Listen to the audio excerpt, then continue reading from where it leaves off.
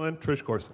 Hello, everyone. Thank you again for joining our last Dialogues panel of the day. I want to welcome the both members of About It Sports. Only one is sitting up here at the moment drinking his Jack Daniels. Richard Holland. Duncan McKenzie will soon be with us.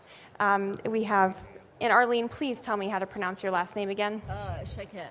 Shechet. I will continue to mal that up, sorry. And Jim Cohan, who is a board member of Art21. So I'm going to turn it over to you guys. And Richard, we're good to go. Okay, there's a video clip. So. Yeah. It's not projection, so we're okay. You're clicking look around you. It's all right. I know.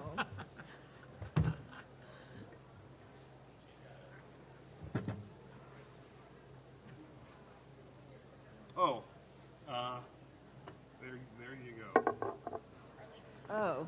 Oh, I see.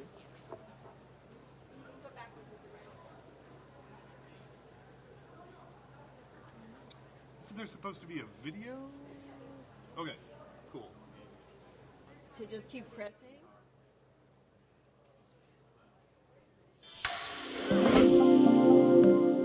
This day is an exceptional day because it's the day of the opening.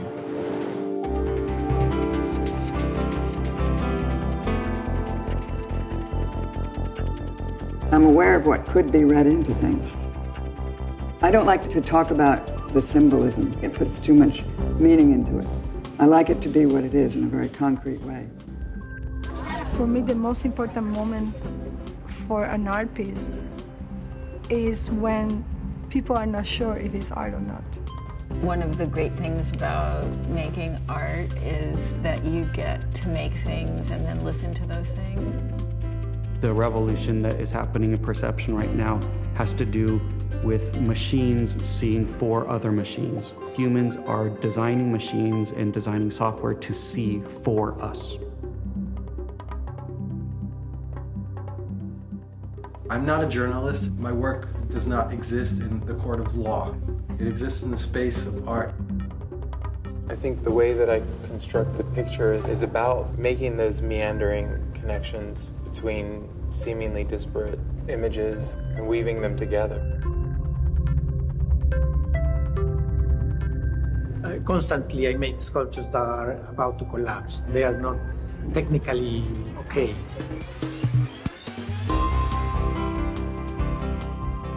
If I were not a photographer, I would be very, very badly off.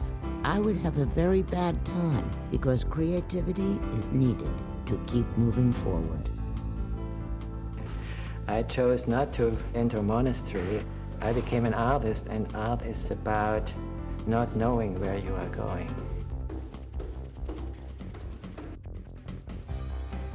I believe that every human being has an understanding of art. Am I a painter? Am I a sculptor? I don't know. I'm talking to the world while painting on it, or with it, or in it. And if I were to say what my work was, absolutely what my work was about, I couldn't tell you. And even if I knew, I probably wouldn't tell you.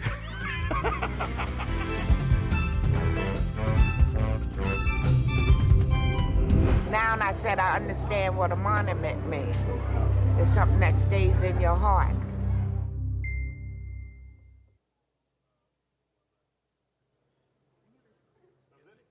All right, very good. Hey, so that is the season 7 trailer of Art21. And I'm assuming that everybody here has seen Art21, and if you haven't, you have much to look forward to. And in terms of About It Sports has had a relationship in the past with Art21. We did an half hour long, I can't remember, audio program for a while, every other month or I can't remember how that worked, but it was a while ago with Art21. Hey, I'm totally prepped for this. And Art21 is definitely really the gold standard in terms of arts reporting in a video format. I mean, there's a lot of other options out there now, but certainly they were the first to do it in an in-depth way. So, and I don't know when that airs on, but that does air here in town on WTTW, and I'm definitely looking forward to season 7. So, well, yeah. Jim, you're on the board.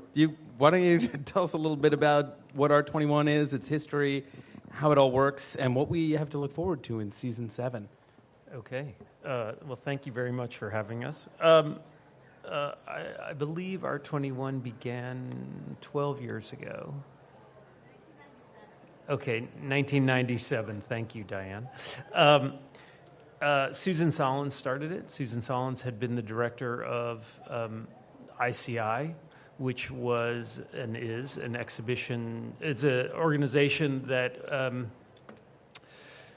brings art out of the center and essentially allowed artists from New York and all over to be put into exhibitions that traveled throughout the country. And this idea of decentralizing the art world and giving access to artists was something that Susan then brought to broadcast television and began Art21. It's an extraordinary tool because it allows teachers to use the artist's voice in their curriculum. And it's being used in humanities classes in the last couple of years, even to broaden this whole idea of how artists' voices can impact thinking on history and culture and literature. So. And now you guys have a huge back catalog, right? Like more than 100 artists deep. Yeah, I think it is. I'm pretty sure this is true, but it is the largest video archive on contemporary artists in the world because we have it's probably 112 artists now, and the footage that is shot is in great excess of what actually is aired. So there's hundreds of hours of footage on various artists, and something that they've done consistently, Art21 has done, is that they revisit artists after a number of years and they catch up with where they're at, so that in the future that archive will become a really valuable resource. Well, I mean, that's certainly been the notion of capturing a moment in time in terms of the art world. I mean, I think this is a great era for that. Our project certainly has, over time, started out as a sort of more magazine format, and then evolved eventually to an hour-long interview. And in the course of the 9 years we've been doing it, the importance of the archive, I think, has been a real education to us. I don't know that we appreciated it at first, that we were a part of that process, and I'm sure Art21 is. Well, that would have been very self-conscious, right?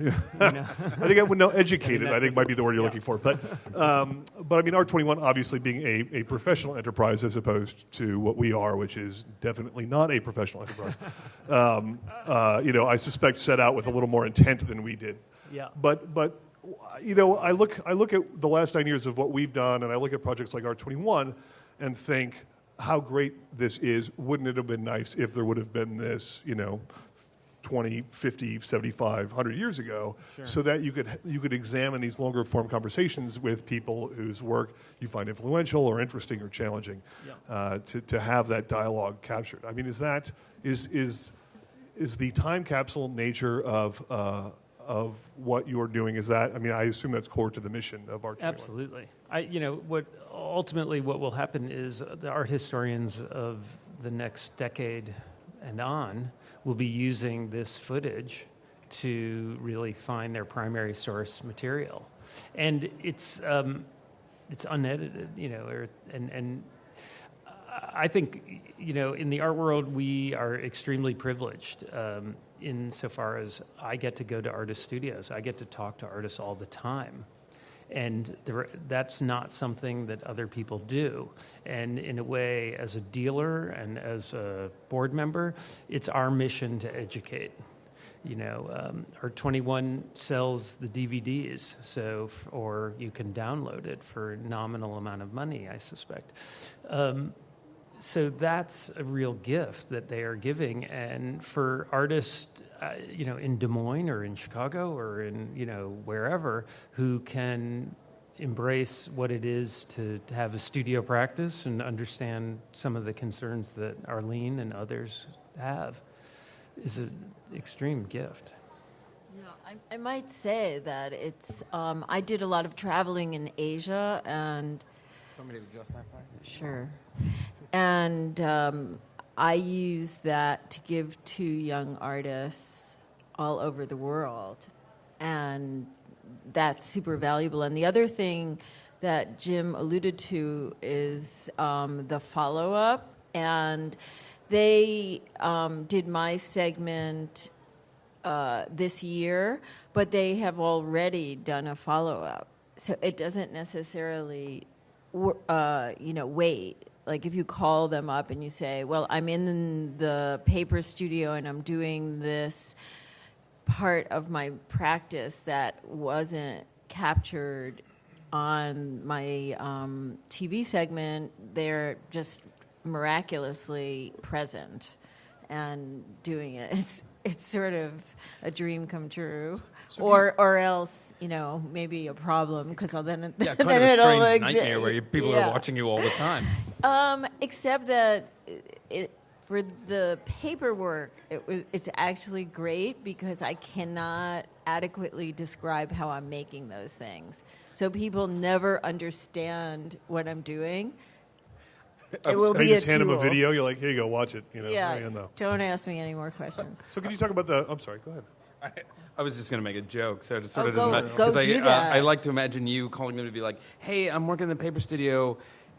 You guys should totally come over. And then when they get there, you're like, hey, you're a grip, right? Can you just help me move this over here? It's happened. Shift, It's happened.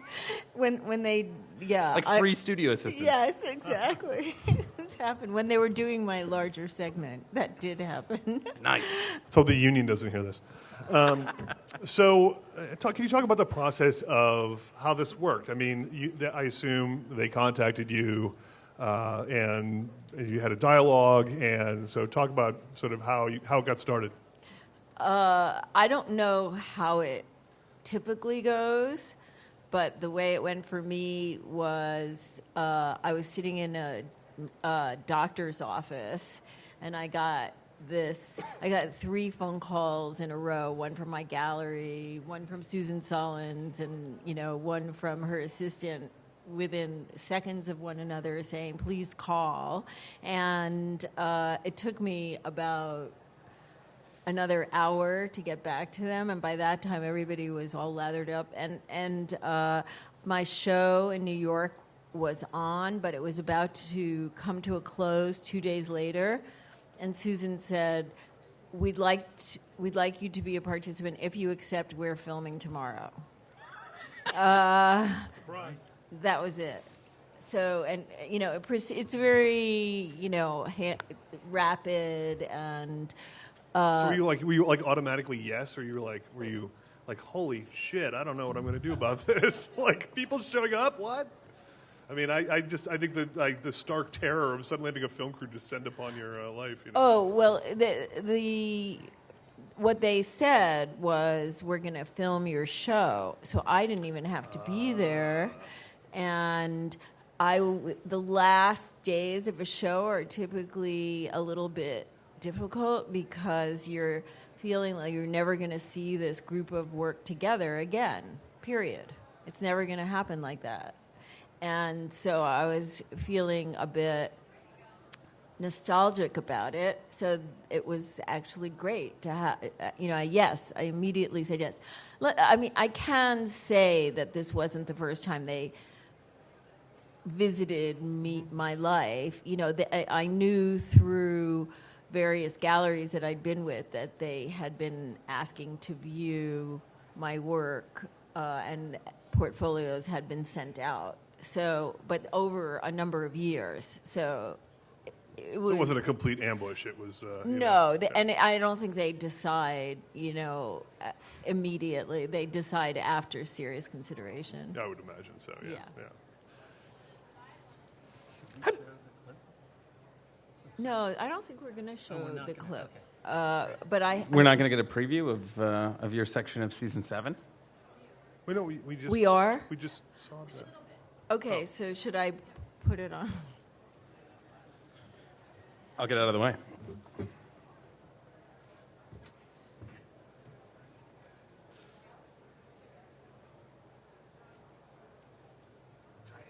Nope. Nope. It might go on.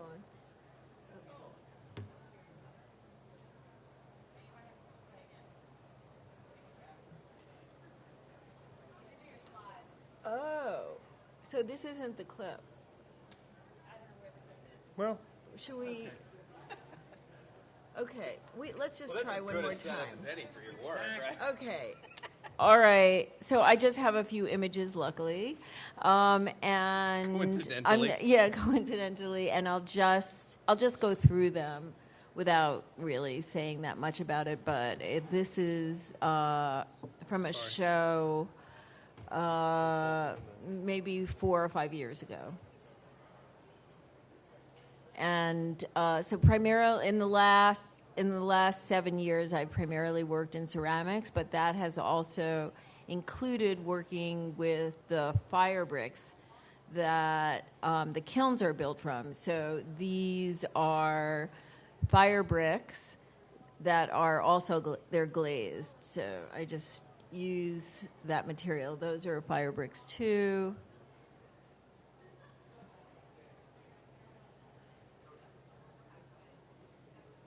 So these images are all from the same show. And where was this show? This show is in New York, Jack Shainman Gallery.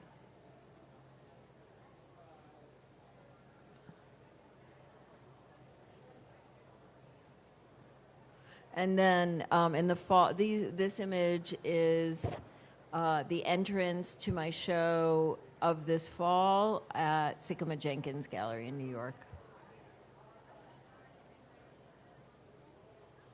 Oops. Now, is that show up? Does that show up now? No, that was the fall. Last fall. Got it. Oh yeah, this is the fall again. Well, we're close. I don't know if it is yet, but if not, it's right on the sort of, cusp. I don't know. Yeah. One thing about being in Chicago that's super great for me is I have been influenced by Chicago Imagist painting. I love that, and so it's sometimes hard to see that in New York, but I saw a lot of great stuff in the last couple of days. Cool. I thought of that with that last piece. You could sort of get that.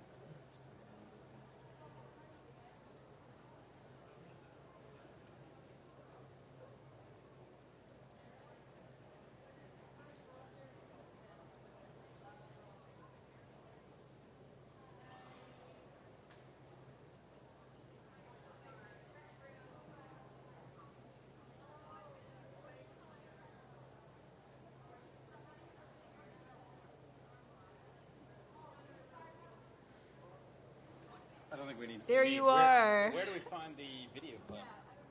Well, just keep. I mean, there's only a couple of pictures for us. So. Look, it's a bunch of equipment. Wait, we're not going to... We're just really going to... Look, it's Duncan and Richard. Hey, there we go. Text. Black screen. It's very minimalist. It's very Ed Reinhardt. Should something be happening? AV people, anyone? Hey. Okay. Next one? Okay. Ah. So we can't find our... Oh, I think we have to go backwards to the beginning, perhaps. Oh. All the way? Gosh. It's great that we have all this high technology making things easier. Good luck. La la la. All right, anyway, you guys talk and maybe I'll hit a video clip. And yet I'm fascinated by what you're doing. Like, will it work? The anticipation You're is supposed to killing be me. carrying the show right now. Come on. I feel like it should be... There?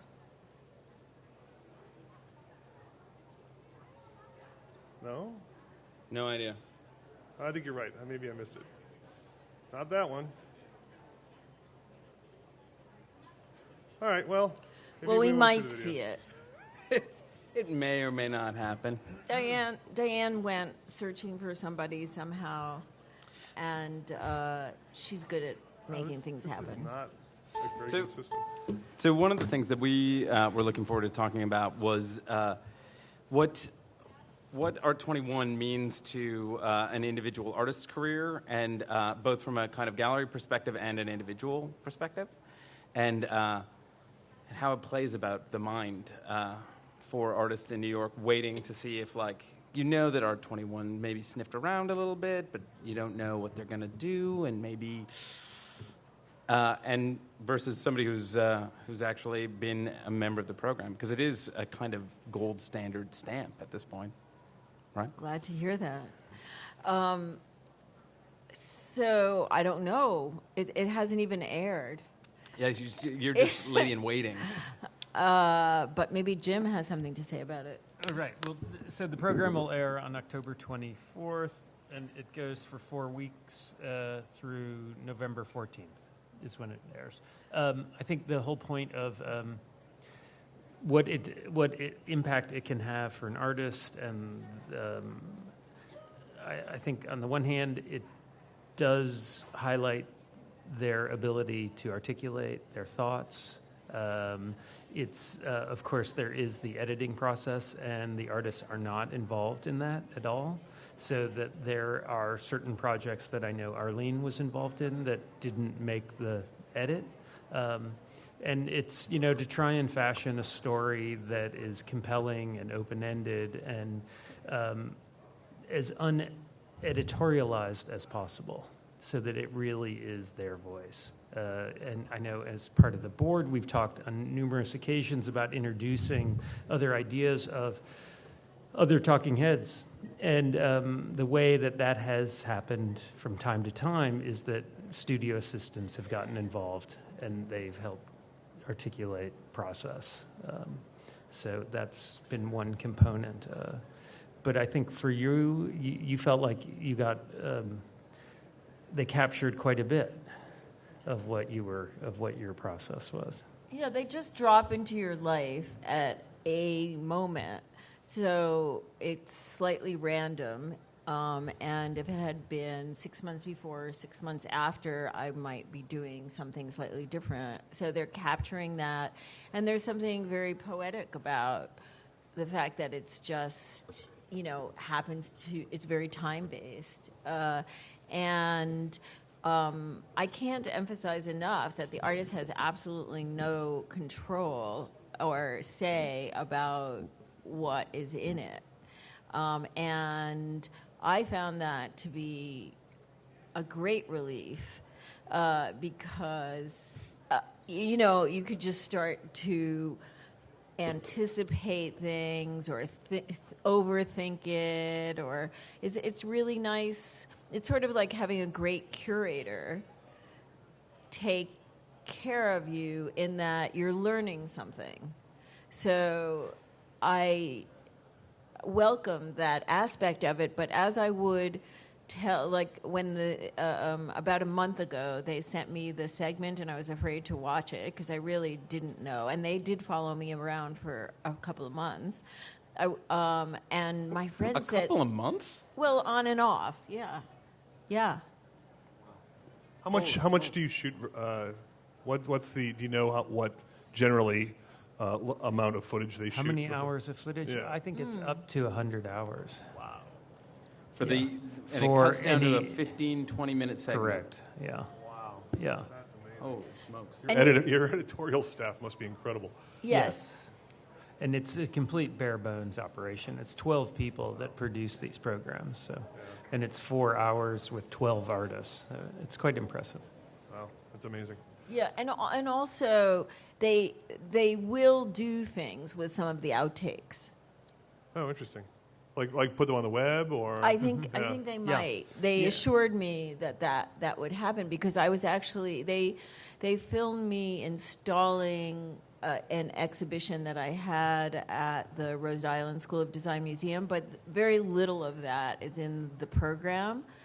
And I'm really curious to see what that looks like because, those things, putting on a show is sort of like getting married. You can't really remember what happened.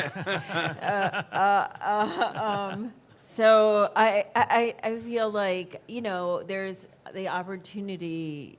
I mean, even though as the person involved, I'm always cringing. I'm also, compelled to look and see and learn from those things.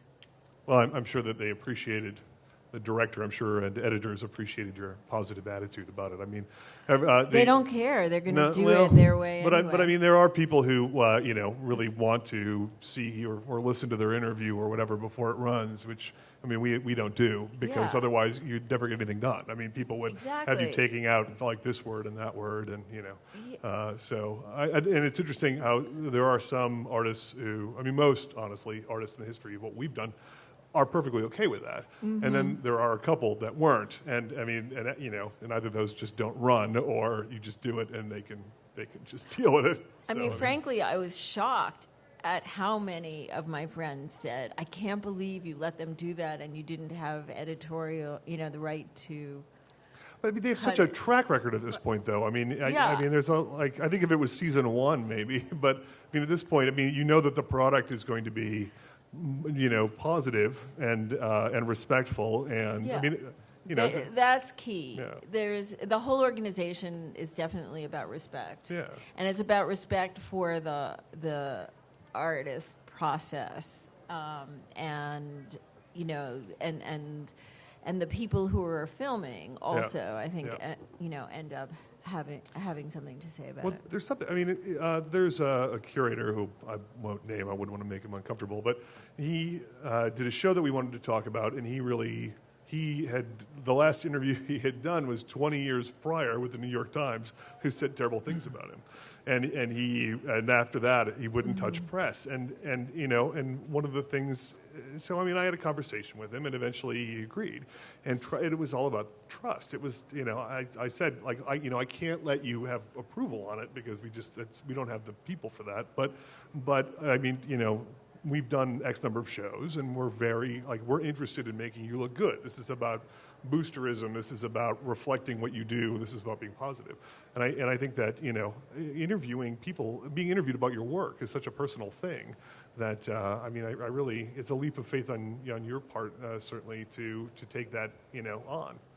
So yeah, well, kudos to Art21 for having that level of respect. Yeah, it's part of the job of being an artist, actually. Agreed. Well, it's actually also a very complicated part of the art world, and as a dealer, I have certainly noticed that if an artist speaks well, it certainly helps their career. Yeah. And it's somewhat unfortunate in that artists are asked to perform as much as they are. And, whether it's giving the museum talks after the exhibition or conducting the interviews. Doing panels at doing art fairs. panels. No, I mean, it is great. And I think largely the very, very good artists can be incredibly articulate and share their ideas and verbalize them.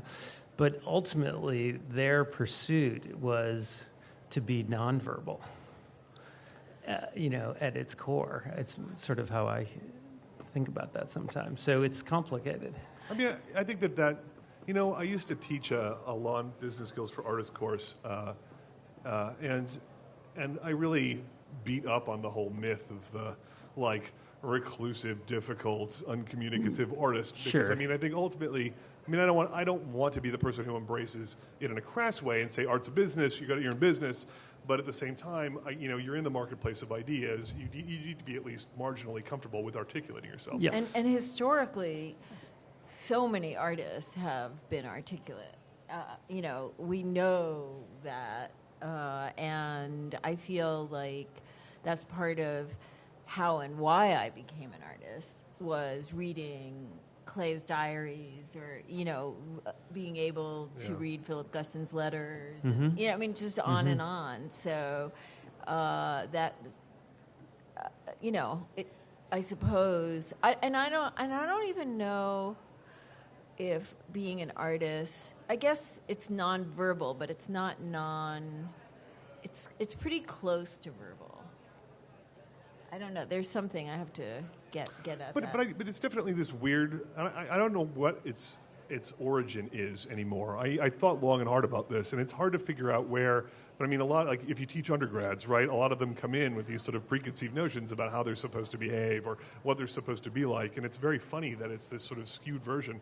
Because I mean, the artists that I know who are in the art business and persist in the art business and are successful are hardworking to a fault, like articulate. I mean, Yes. they have the skills that would allow them to be successful, whether they were bricklayers, attorneys, or artists. I mean, I don't think you need to have an MBA to be an artist, but I do think that, like, you look at what skills are earmarks of success, and I think that most of the artists that I know that are doing it 10 years out of school, 20 years out of school, 30 years out of school, are the ones who are really, in there and can interact with people in a way that's productive. Yeah. Sure.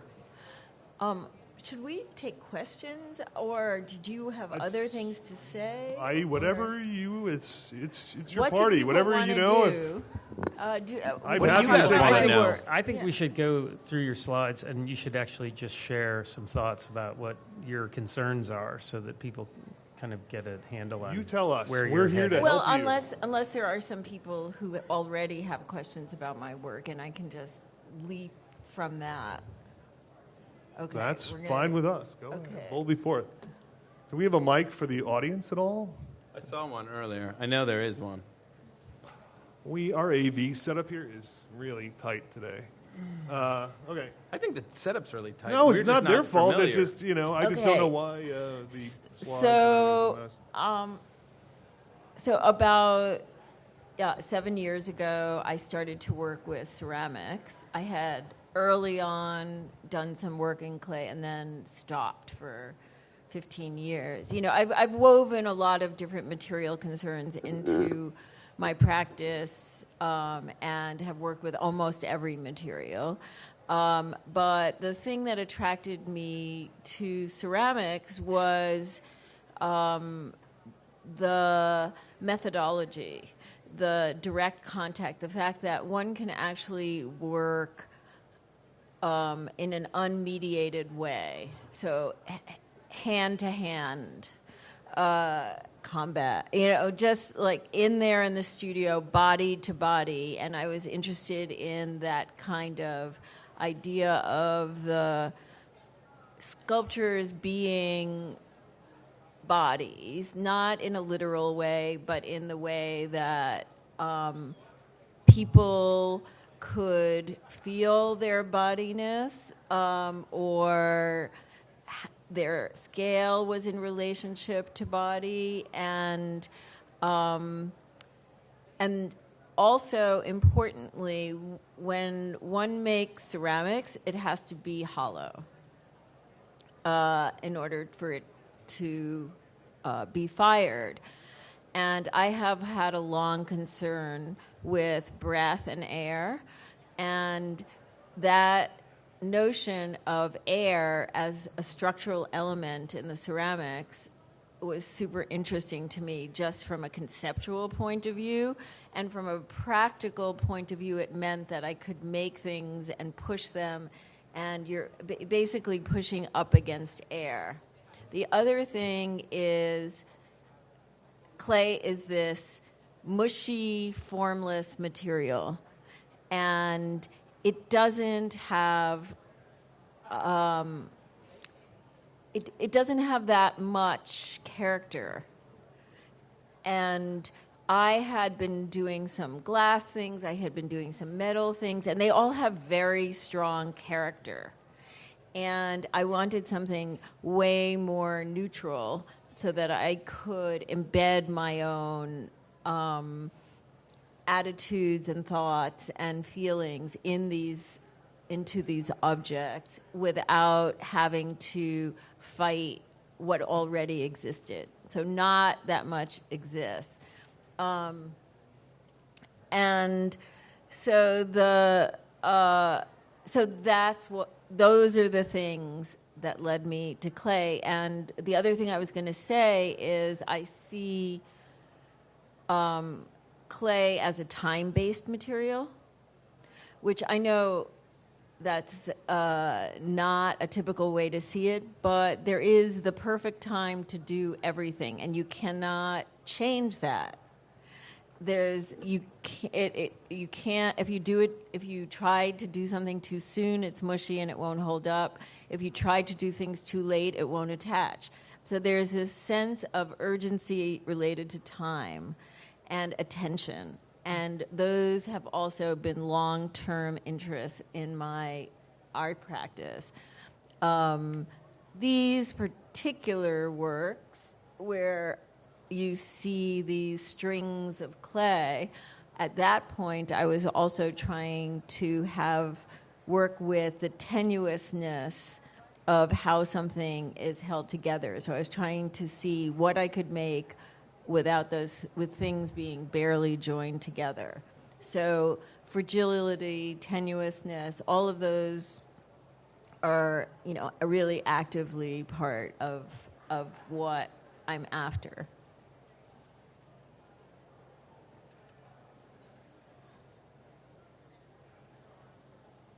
And here, again, you've seen these bricks. I mentioned them before, but here you can even see their industrial origins. So these fire bricks with the number 23, the number 23 relates to 2300 degrees, and that's just out of the box.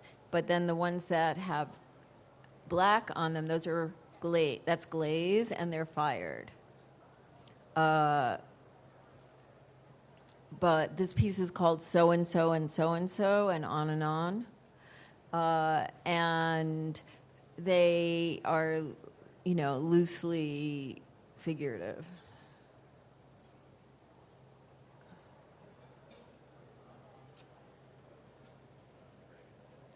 Then this is a little bit later, and with the bricks getting actually woven into the structure.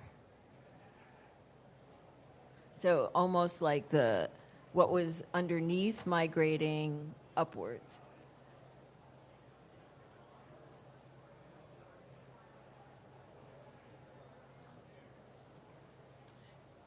One thing that people talk about with my work is the architecture of the bases, or what is known as the bases, but what I see as just the other part of the piece. And I think of it as architecture. I think of it as setting these clay forms up, like they have to be at a certain height for me to be happy. They have to exist in space in a certain way in order for me to understand them and present them in ways that I want to do. And so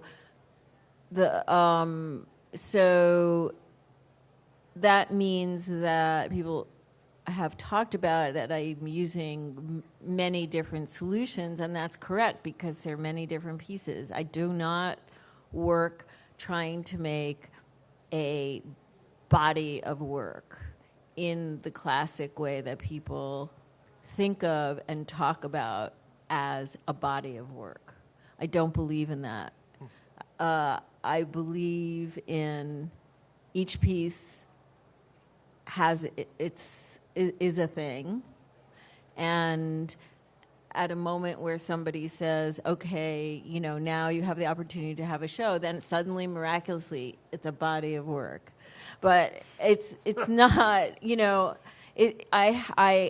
I don't have things, because they're me making them, some things look like other things loosely, but I really like and appreciate that because each thing is an experience for me, and I should add that they take at least, just the clay part takes at least 6 months for those things to be built, and then it goes on for a long time after that, that each thing is its own experience, has its own time, and so I think that whole body of work thing is a market-driven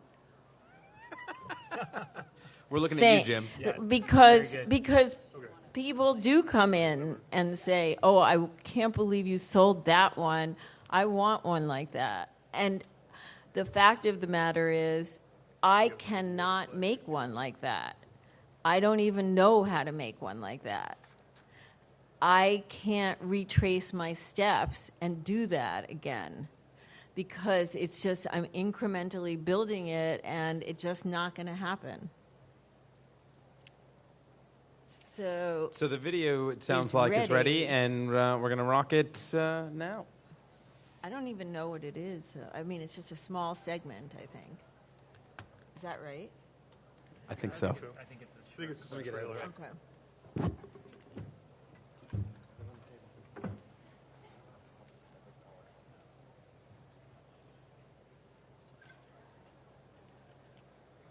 What's that? So while we're waiting, I have a question for you. You referenced working in glass previously. Did you work in kiln glass or liquid glass? Both. Okay, because the relationship between glass and ceramicists is so strong. It's the same material. Yeah, and the unforgiving time and like part of the process time aspect of both of them is really. I don't know that I've thought about them as the same in that way before, and I think But it's they a are really the interesting same comment. material. Yeah. Both very unforgiving. They're certainly. they're just in a spectrum. Okay. There we go. Is it starting or do I have it start?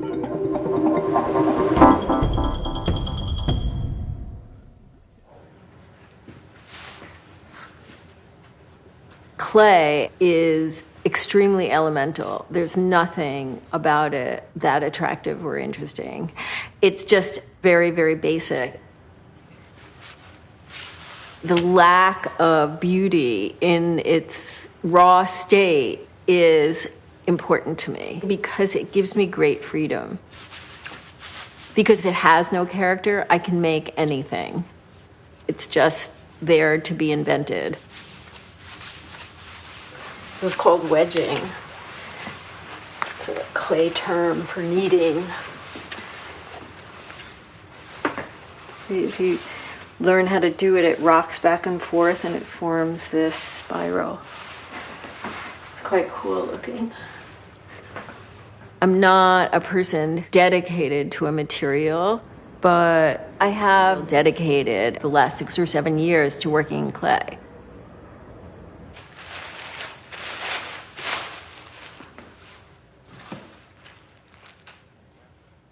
That was it. I mean, that was the clip of the clip.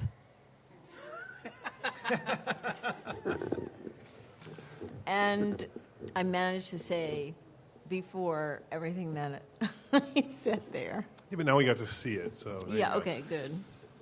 Okay, so we, everybody here's got to get the heck out of here in a couple minutes. So we've got about 10 minutes left. We would love to hear your questions. So.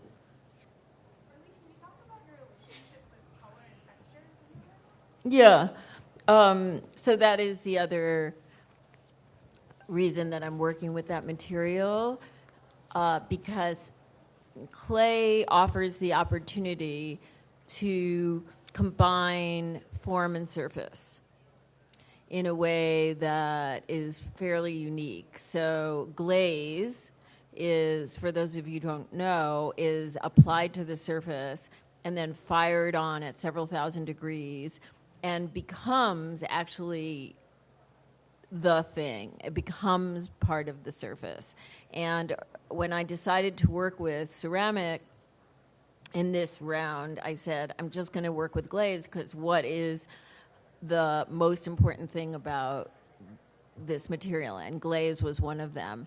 And I studied a lot of painting as a student, and I have always been interested in combining color and form.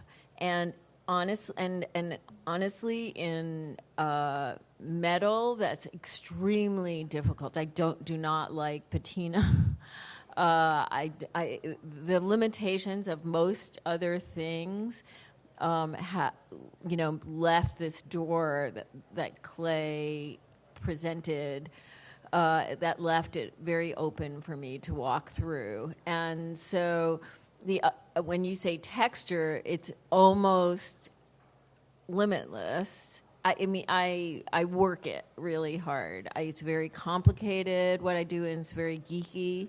I make literally hundreds and hundreds and hundreds of, and there is a part about that in this segment, of tests every year. And it's really the scientific method and documented, because I'm working on these structures for, 6 months to a year, and then I'm not going to just put anything on it. I have to figure out what that thing is telling me and find the skin that completes the information. And a lot of times it fails, but I fire multiple times, like sometimes 10 times per piece.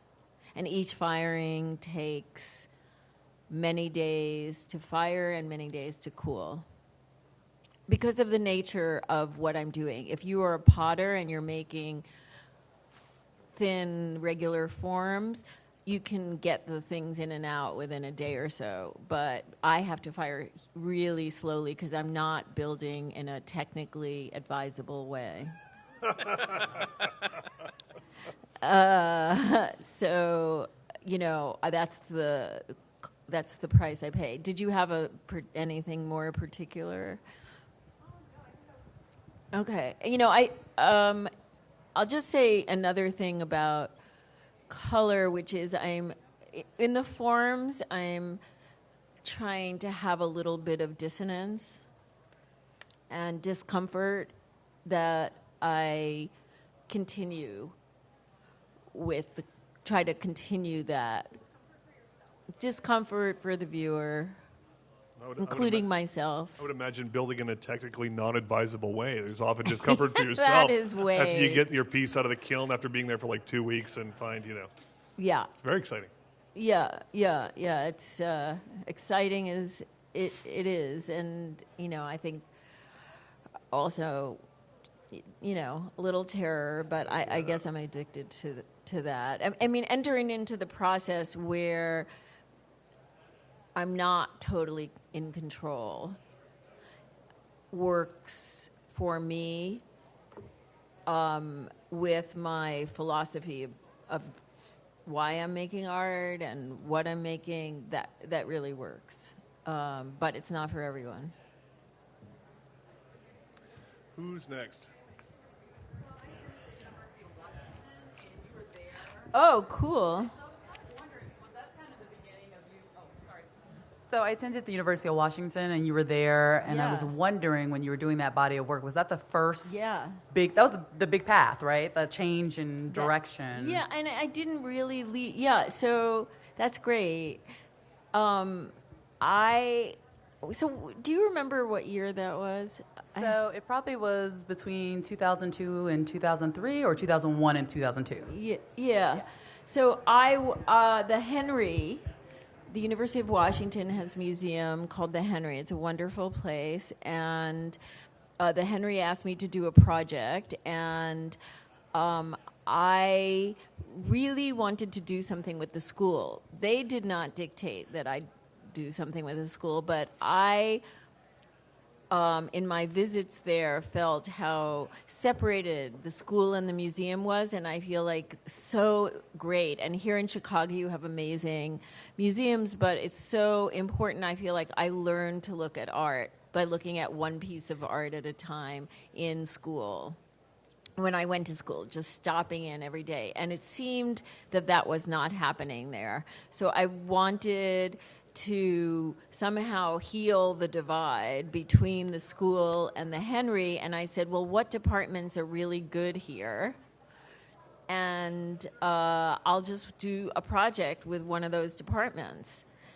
And a couple of different people said, oh, the ceramics department is good. So I ended up doing a project that was based on slip casting, which I had never done, because they said they would offer a course on it. Anyway, I did this ceramics project that I actually conceived of as a print. I conceived of it as a printmaking experience because I painted inside the molds, and then I would continue to cast until the molds went from dark to white. And then after that, and I will not go into the whole story, but I am going to have a big show at the ICA Boston opening in June, and I will include, that will be sort of right at the beginning of what I was doing. And then I didn't continue to do ceramics after that. It wasn't like, oh, now I'm going to do ceramics. I didn't. In fact, that was the beginning of me doing glass. But that imprint of, oh yeah, I know I can do whatever material I want to do, that was really valuable. And I loved being in the ceramics department. It was really fun. Okay, one more question. Yes, ma'am.